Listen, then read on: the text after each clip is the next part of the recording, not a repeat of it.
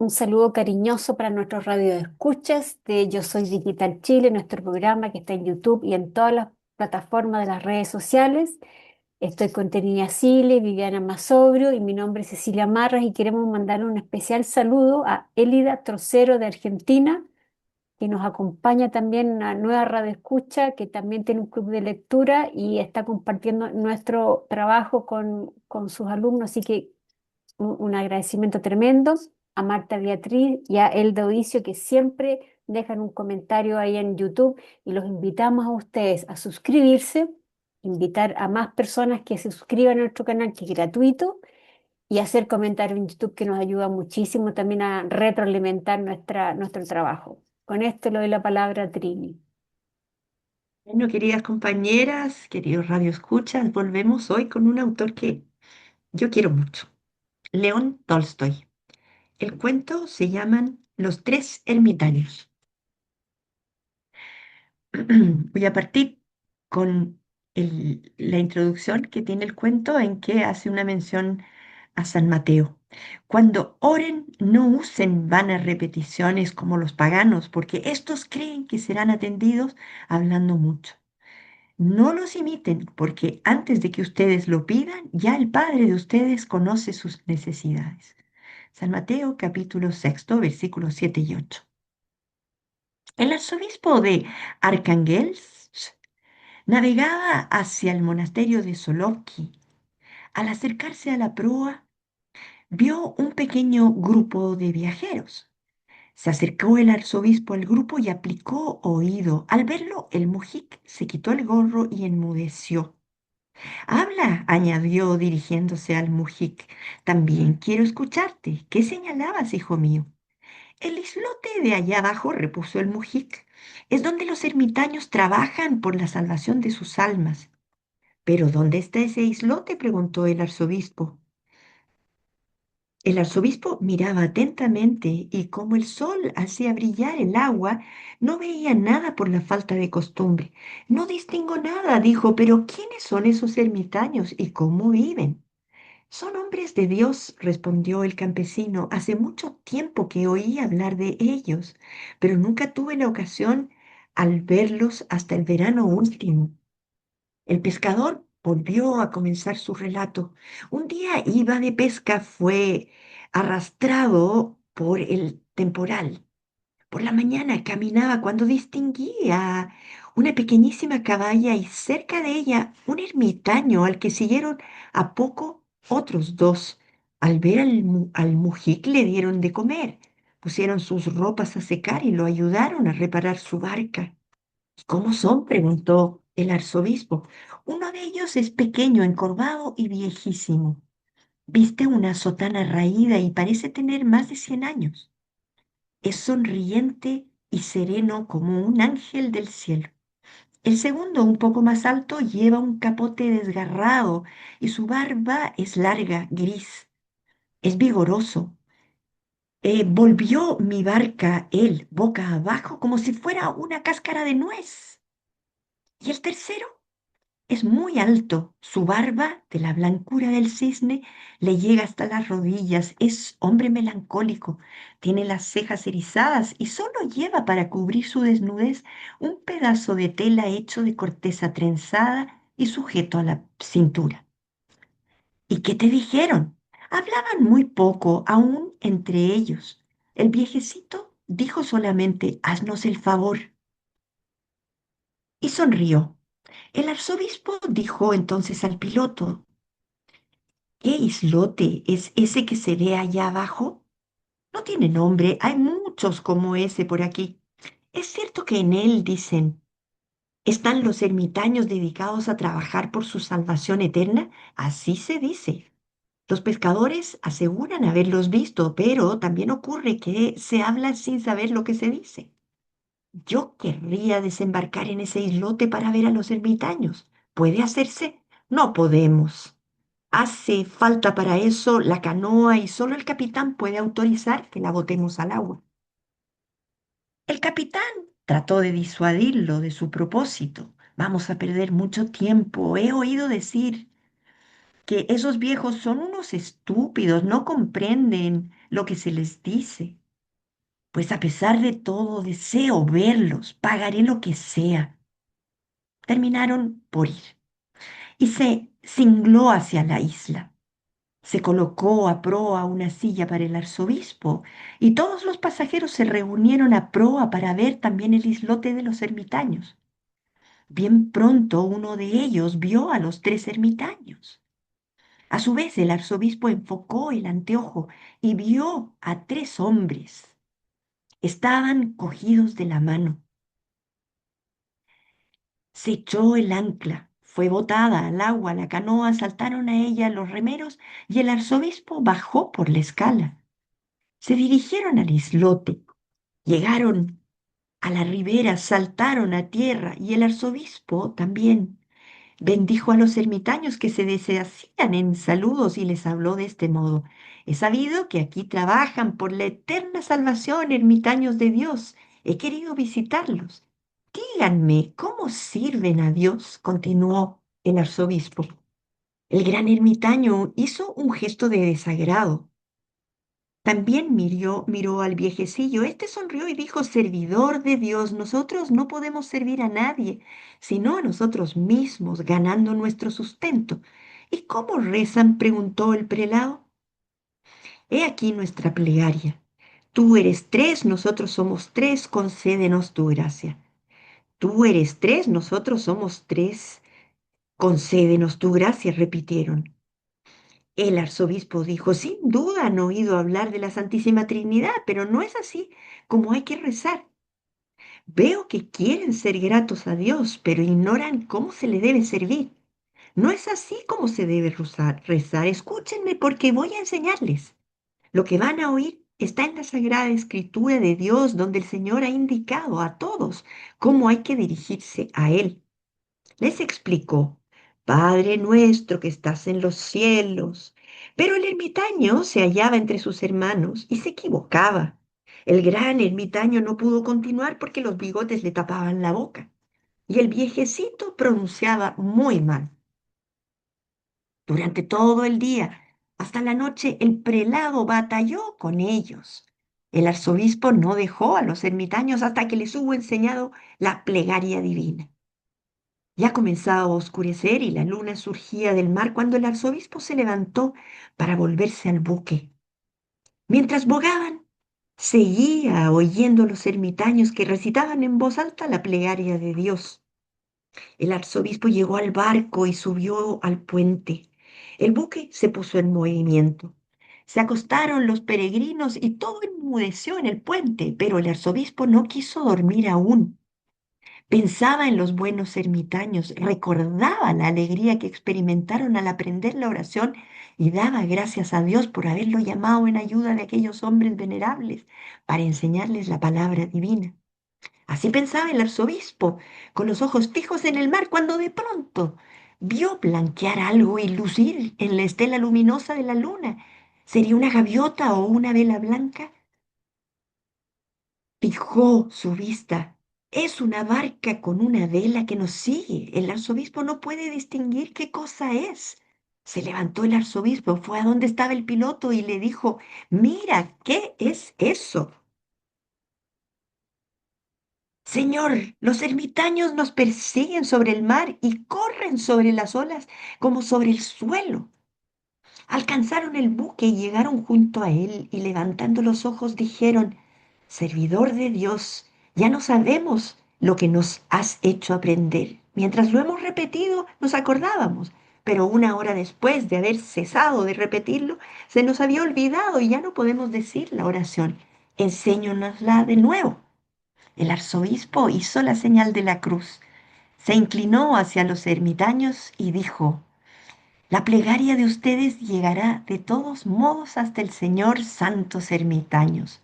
No soy yo quien debe enseñarles. Rueguen por nosotros, pobres pecadores. Y el arzobispo los saludó con veneración. Los ermitaños permanecieron un momento inmóviles. Luego se volvieron y se alejaron rápidamente sobre el mar. Y hasta el alba se dio una gran luz del lado por donde habían desaparecido. Vivi, te paso el micrófono. Gracias, Nina mía, sonriendo porque realmente es genial, ¿no? Y lo que resume en la narrativa de ficción es impresionante. Bueno, este cuento, Los tres ermitarios, de nuestro conocido y querido León Tolstoy, fue publicado en el año 1886, o sea, muchísimos años. Y después fue publicado en un libro que se llama 23 cuentos y que reúne, podríamos decir, distintos aspectos, ¿no? Por ejemplo, hay cuentos para niños, hay historias populares, hay un cuento de hadas, hay historias escritas para imágenes y hay cuentos populares recontados, entre los que se encuentran los tres ermitaños. Se supone que estos cuentos populares recontados, y que lo dice con toda honestidad el título, fueron escuchados por narradores orales, ¿no? Que transitaban por los caminos, por Tolstoy y llevados al papel. Después hay adaptaciones del francés e historias contadas para ayudar a los judíos perseguidos. No fue mi intención que recordemos todos estos géneros o agrupaciones, sino que veamos todas las áreas que abordaba Tolstoy, que fueron las áreas que abordó en su vida, porque no solo fue escritor, estudió derecho, fue una persona profundamente preocupada por los temas sociales y también por los temas religiosos, y un tremendo crítico de las instituciones de fe de su época, al punto que fue expulsado de la Iglesia Ortodoxa rusa por sus críticas. Fíjense que se ocupa de la infancia, se ocupa de lo popular, se ocupa de los judíos, o sea que creo que muestra, que esquematiza o que pone en evidencia la profunda sensibilidad de Tolstoy. En especial, la primera reflexión que me tomó es que Tolstoy plantea un siglo, por lo menos un siglo antes, los cambios que después hizo la Iglesia, porque no sé si se acuerdan que los rituales eran en latín y que las oraciones debían ser repetidas a pie juntillas y que después tuvimos, y la confesión debía hacerse con el sacerdote, y después vinieron estos cambios que ayornaron a la iglesia, que la acercaron a la gente, el hecho de que se recitara la misa en el idioma del lugar, que la oración, yo me acuerdo porque esto me lo han dicho a mí, o sea, que la oración no tenía por qué ser repetir palabras, sino tenía que ser conectarme con Dios y manifestar aquello que en ese momento yo sentía, que podía ser agradecimiento, que podía ser una petición, o sea, como acercar a Dios a la gente. Pero no nos confundamos porque los estudiosos de Tolstoy detrás de este anarquismo religioso ven una posición profundamente estructurada. O sea, él toma, por ejemplo, el pecado de lujuria lo pone como central, que no debía ser violado, ¿no? Una cantidad de cuestionamientos que le traen aparejado hasta, como verán, hasta o imaginarán problemas de pareja.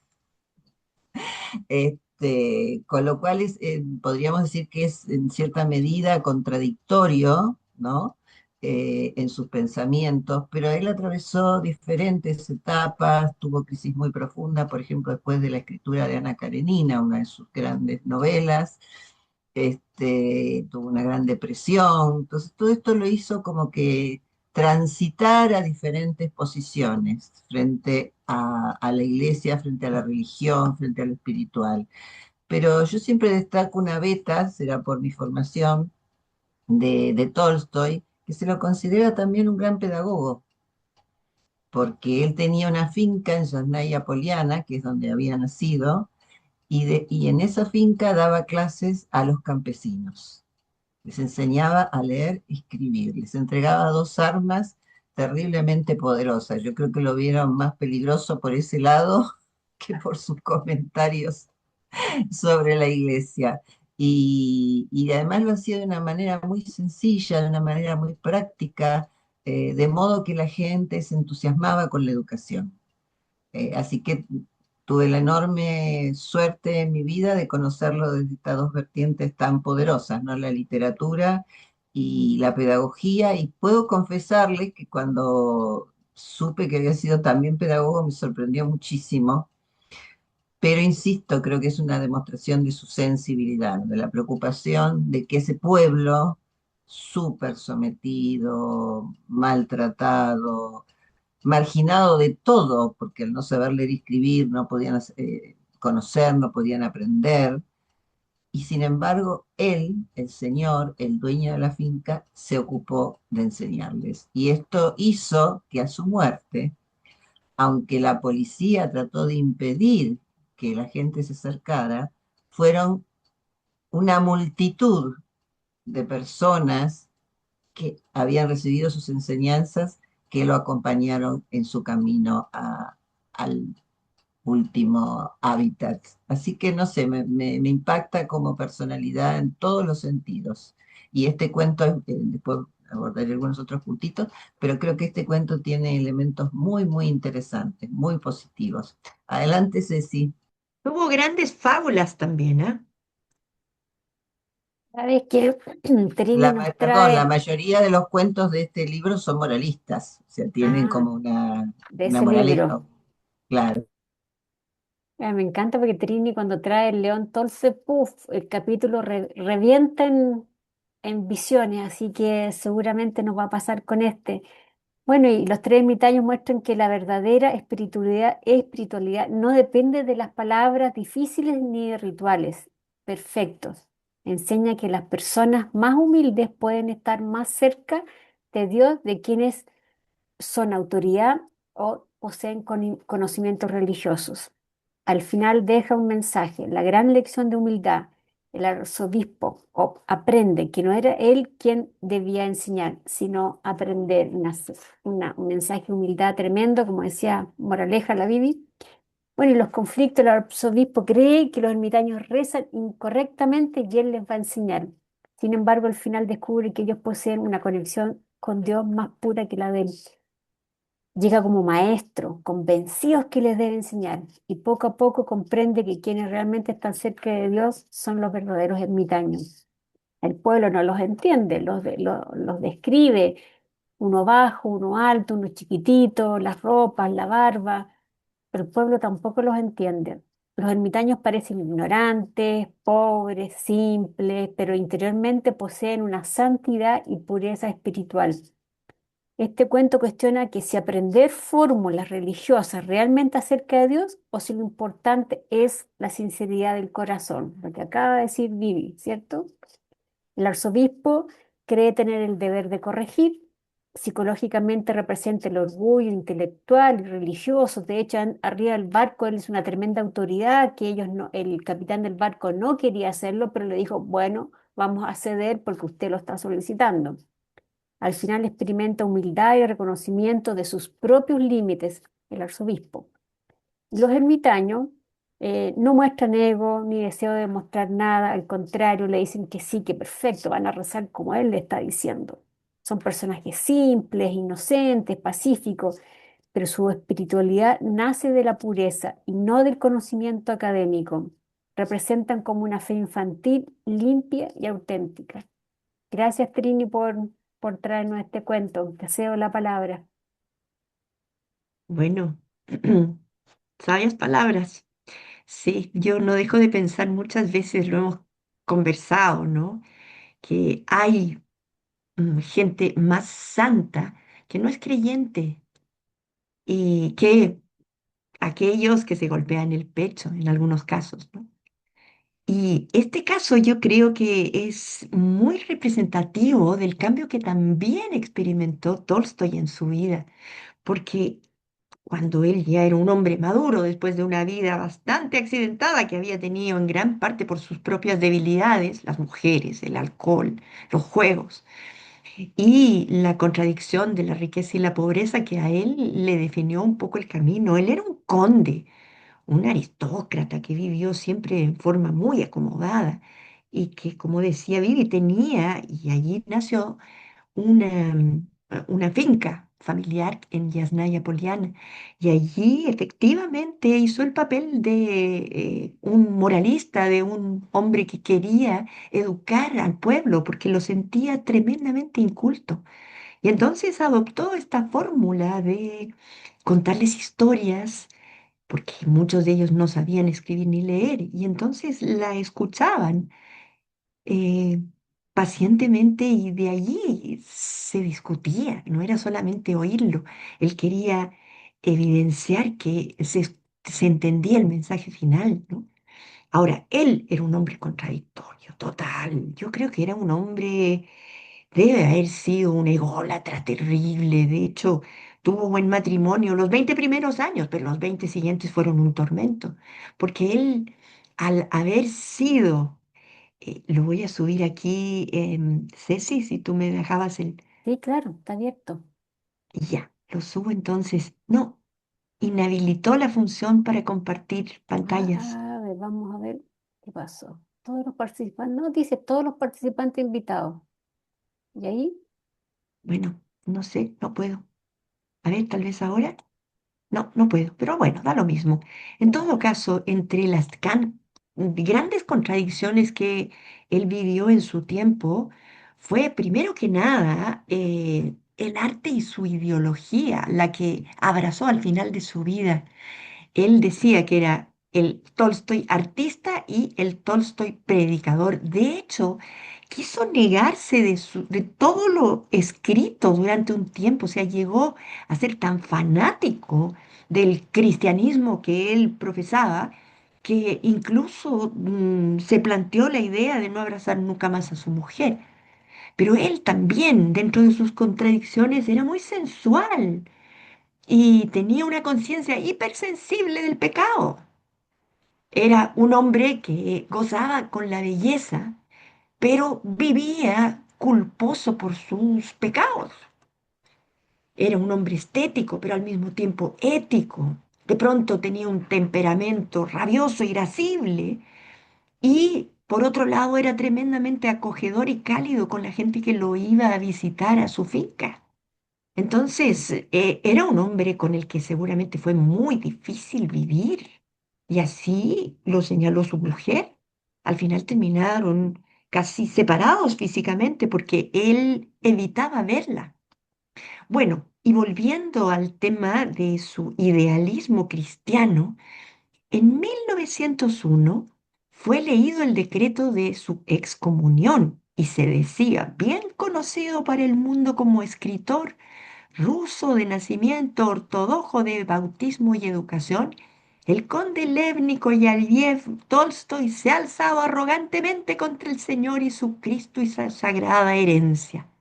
Por tal razón, fue excomulgado, lo que le puso a él, de alguna manera, una aureola de soberbia, porque sintió que había desafiado bueno, al Imperio Romano, ¿no?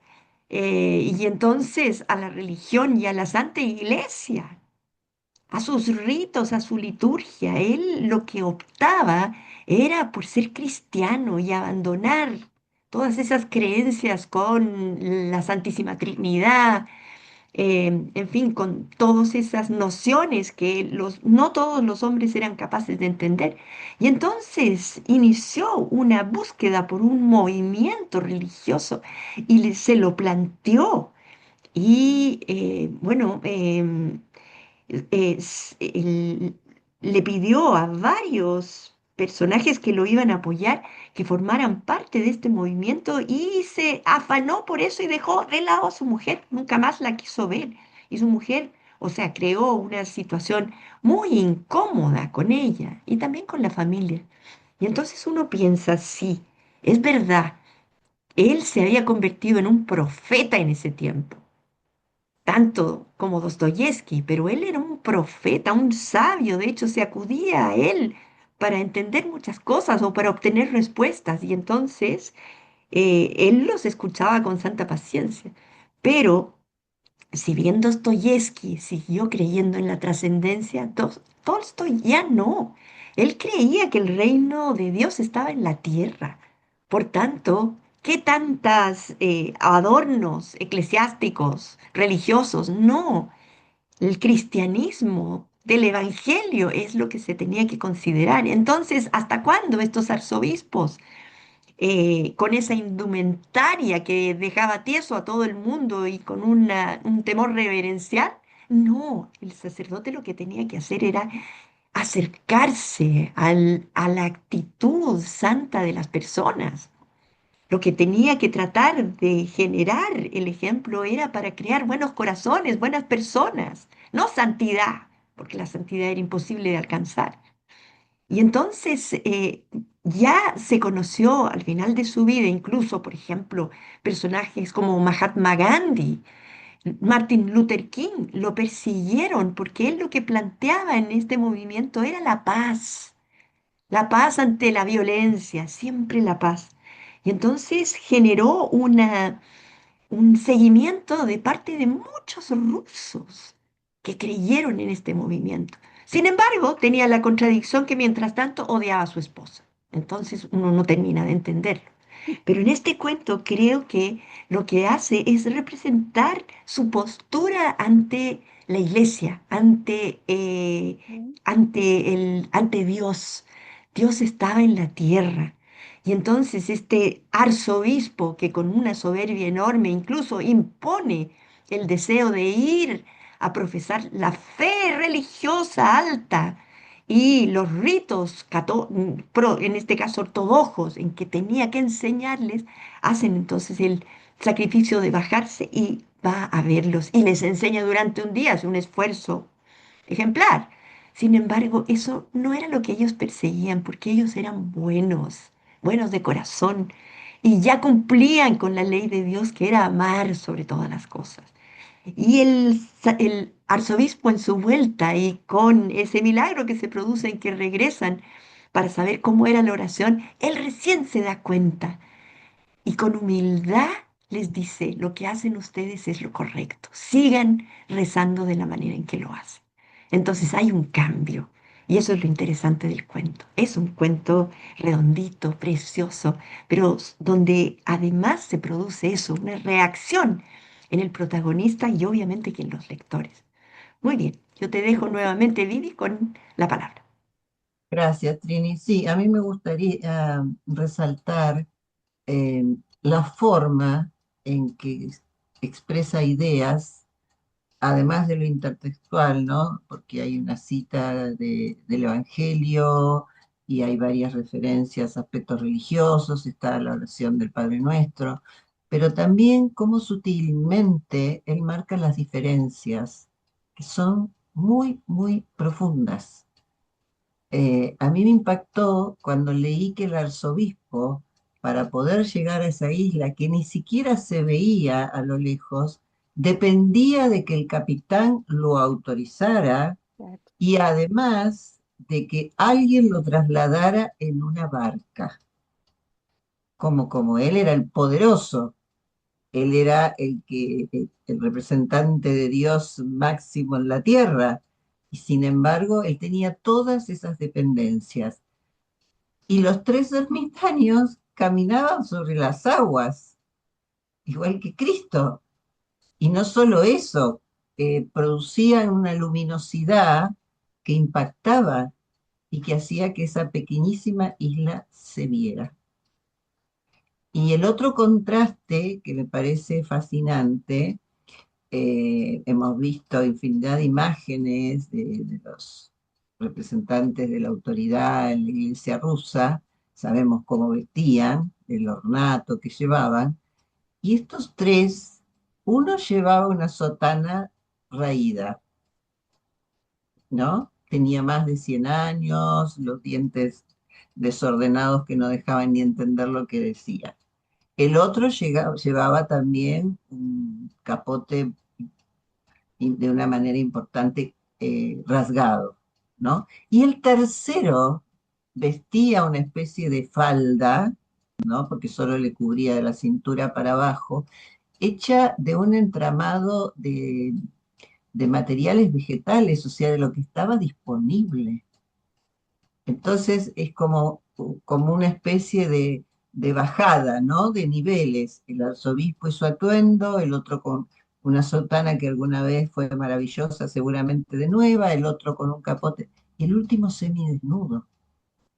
Yo sentí como que iba mostrando Tolstoy con estas representaciones eh, la cercanía al ser humano más simple, al ser humano más natural.